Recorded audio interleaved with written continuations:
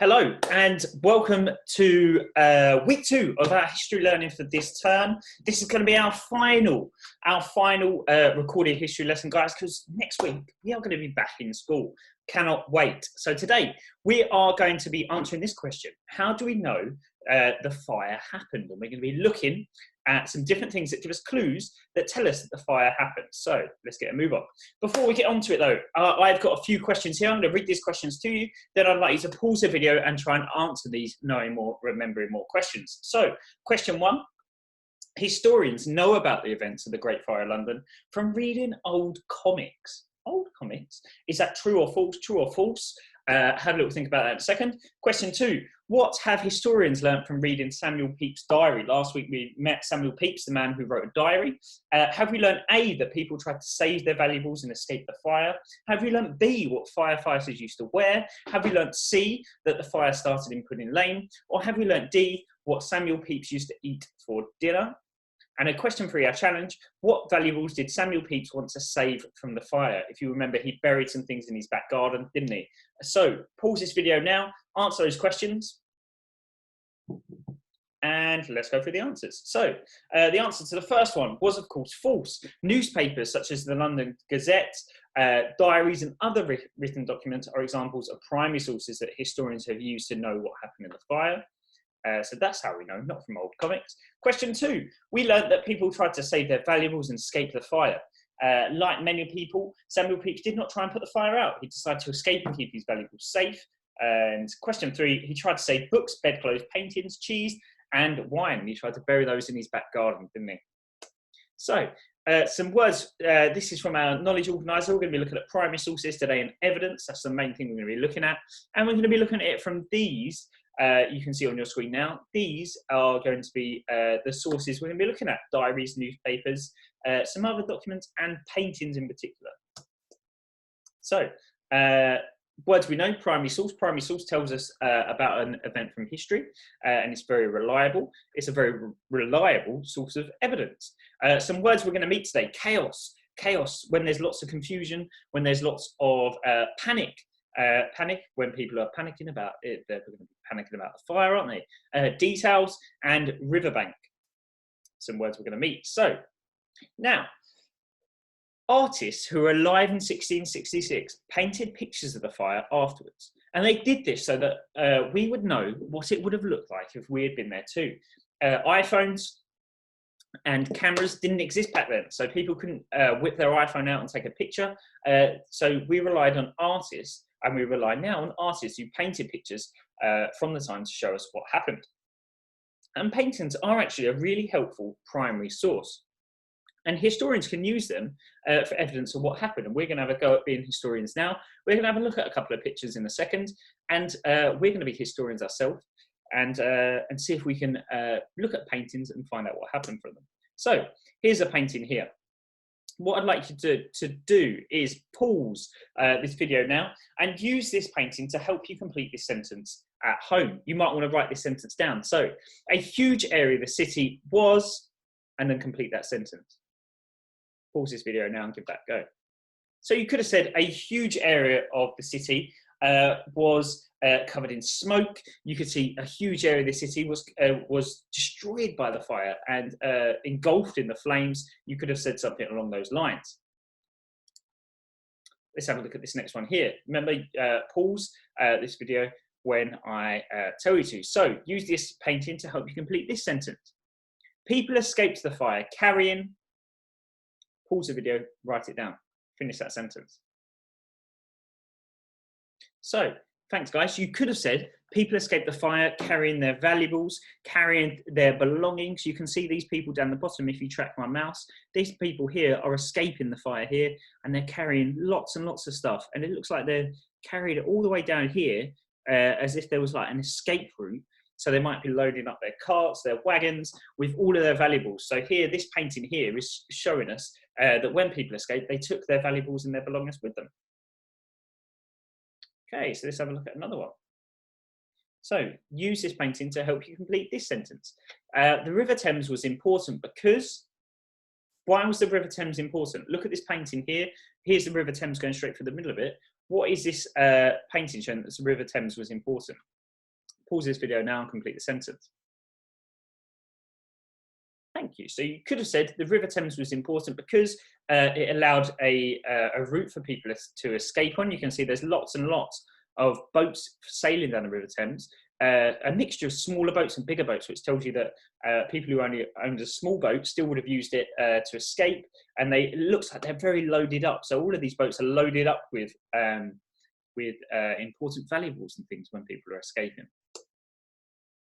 So this 1675 painting is unusual in that it shows the chaos and painting and panic even in great detail. This is a very, very detailed painting. This is by an unknown painter. We don't actually know who painted this picture, as it would have happened from a boat near to Tower Wharf on the evening of Tuesday, the 4th of September. To the left is London Bridge, and to the right is the Tower of London. Here's the Tower of London. And St. Paul's Cathedral is in the distance, surrounded by the tallest flames. There it is there.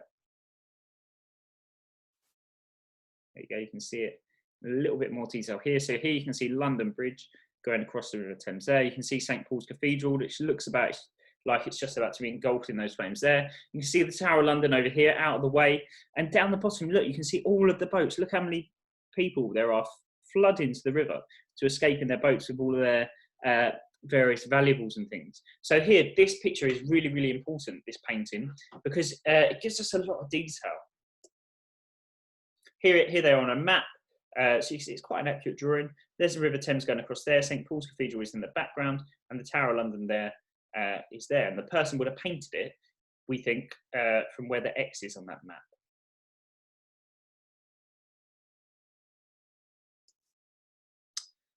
Now, in the painting as well, you can see that people's belongings are everywhere. If we just go back, let me go back and have a look at it. Here, look, you can see there are belongings everywhere. The river, it looks very, very chaotic. It would have been quite easy to lose your valuables. Just have a little think, pause the video. What could be in these boxes and barrels here? What do you think the rowing boats here are being used for? I think they're being used to cart people's valuables downriver to safety. So you can imagine that if you're involved in this, you would have loaded up a rowing boat, you would have rowed down the River Thames till you got out of the way of the fire, and then you would have been safe. How bad, here's St. Paul's Cathedral in the painting here. How bad does the damage look? It doesn't look like it's destroyed yet, but it looks like it's just about to be destroyed, doesn't it? And this painting really helps us, helps tell us that. Okay, you can also look at how far do you think the Tower of London is from Pudding Lane? So Pudding Lane is going to be right back here. So you can see there, you can see there's crowds of people on the river bank as well. This 1675 painting is unusual that it shows the chaos and panic in great detail. What can you learn from this primary source about the events? You can learn a great detail, guys, can't you? You can learn about the chaos. You can learn about how they loaded up their boats, because if there weren't paintings like this, we wouldn't have known that people even use boats as an escape route, maybe. Okay, so here are the details in like zoomed in on. I'd like you to pause this video now and think about 4 things that historians can learn about the fire. So I want you to get a sentence for each of these. Pause this video now and have a go. Cool, thanks guys. So number 1, you could have learned that people flooded down to the river and it was very, very chaotic on the riverbank where so many people were trying to escape. 2, we learned that they used boats. 3, we learned that St. Paul's Cathedral was just about to get engulfed in the flames and destroyed. And 4, you can learn that the Tower of London is fairly safe, isn't it? It looks like it's out the way.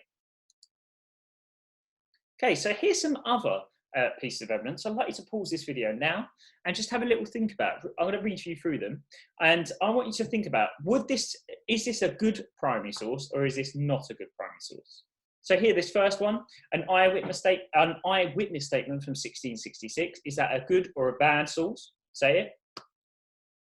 A coin from 1666. Is a coin going to tell us a lot about the Great Fire in London? Although it's from the time, is it going to tell us what actually happened? A photo of St. Paul's Cathedral in 2015. Is that going to tell us what happened during the Great Fire of London? A 17th century fire bucket. Is that going to tell us what happened? Maybe. Samuel Pepys diary extracts from the 2nd to the 6th of September. Are they going to be a fantastic primary source? A painting of the Great Fire, painted in 1670. I think that probably is. A fire engine. Is that? A portrait of King Charles II.